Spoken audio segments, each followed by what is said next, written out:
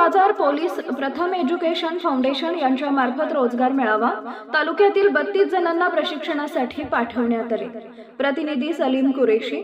छत्रपती संभाजीनगर परिक्षेत्र विशेष पोलीस महानिरीक्षक वीरेंद्र मिश्रा यांच्या संकल्पनेतून व जिल्हा ग्रामीण पोलीस अधीक्षक डॉक्टर विनय कुमार राठोड यांच्या मार्गदर्शनात पोलीस ठाणे फुलंब्री वडोद बाजार व प्रथम एज्युकेशन फाउंडेशन यांच्या मार्फत फुलंब्री तालुक्यातील बेरोजगार युवक युवतींसाठी रोजगार मेळावा आयोजित करण्यात आला होता। प्रथम एज्युकेशन फाउंडेशन नांद्राबाद तालुका खुलताबाद जिल्हा छत्रपती संभाजीनगर इथं फुलंब्री तालुक्यातील 32 जण जाणार आहेत।